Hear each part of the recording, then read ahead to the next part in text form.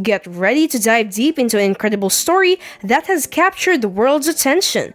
We know you've heard about the tragic events surrounding the OceanGate's Titan submersible. This extraordinary diving vessel was on a mission to explore the haunting wreckage of the legendary Titanic, resting 3,800 meters below the ocean's surface. Prepare for an exhilarating adventure as we uncover the secrets and untold stories of the OceanGate's Titan submersible.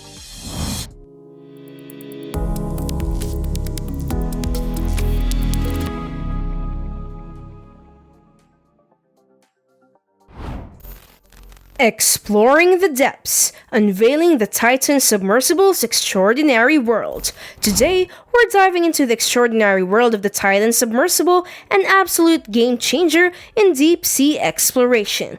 We're talking depths up to 4,000 meters below the ocean's surface. Imagine an elephant balancing on a single leg. In contrast, 226 more elephants pile on the top.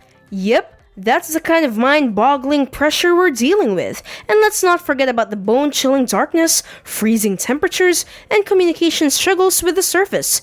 Deep sea exploration? It's not for the faint of heart.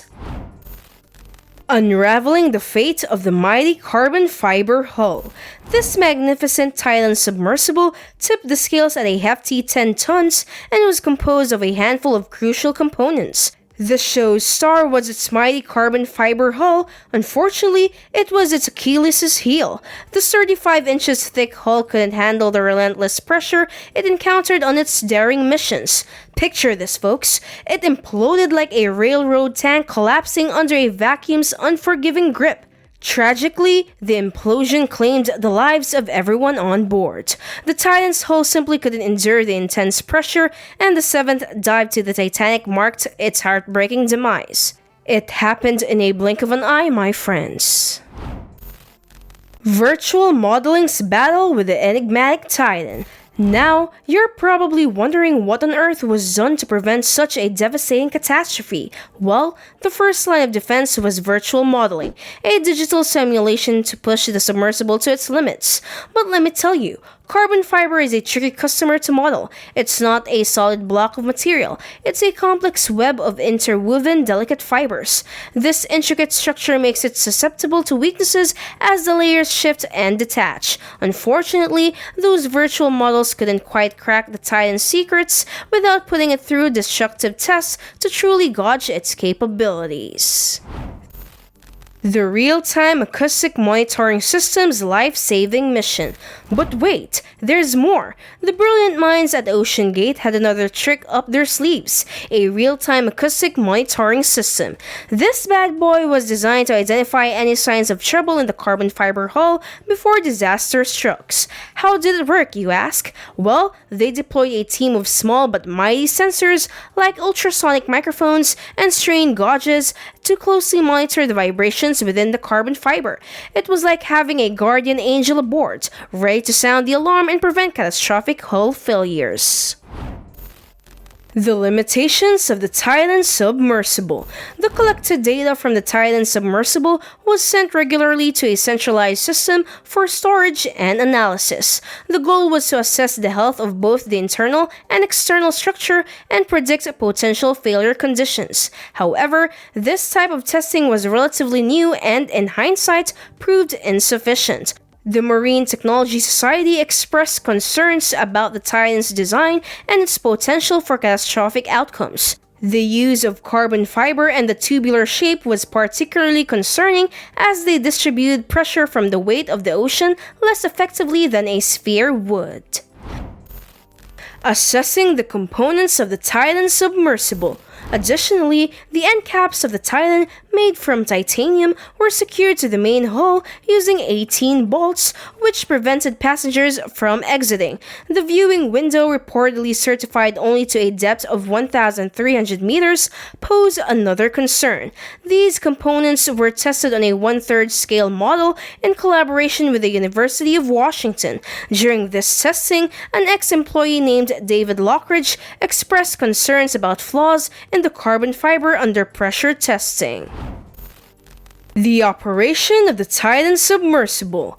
Now, let's dive into how the Titan submersible operated and navigated. After an initial briefing, the first step of a Titan launch involved deploying the docking station from the main ship. This is why the Titan was classified as a submersible rather than a submarine, as it relied on external assistance for returning to port. The docking station would fill its ballast tanks with seawater, increasing its weight and causing it to submerge 9 meters underwater.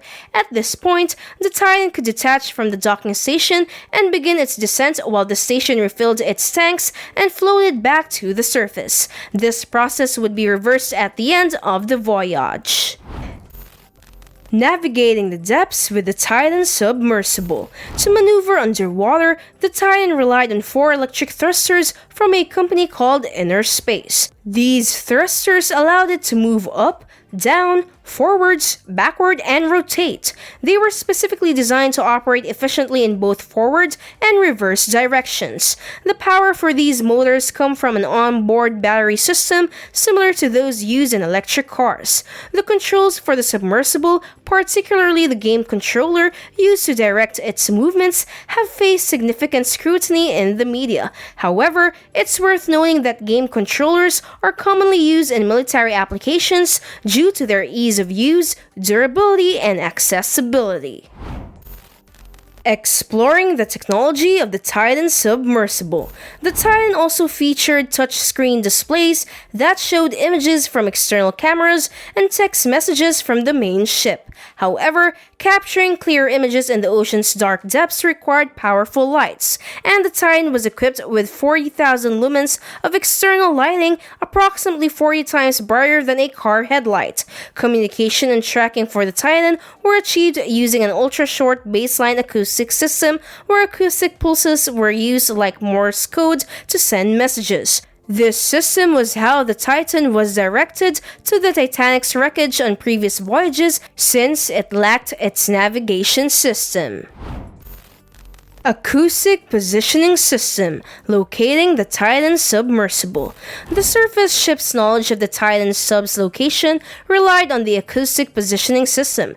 Initially, the surface ship emitted an audio frequency through a transducer, which the Titan's transponder received and responded to with a similar signal. By measuring the time taken for the signal to be received, the surface ship could determine the distance to the Titan. Multiple transducers on the ship helped determine the direction of the audio wave. By combining these measurements, the surface ship could locate the sub and send messages to guide it to the Titanic wreckage. And with that, we conclude our video for today. The tragic events surrounding the Titan submersible serve as a powerful reminder of the significance of respecting the ocean in all endeavors, whether it's related to energy or exploration.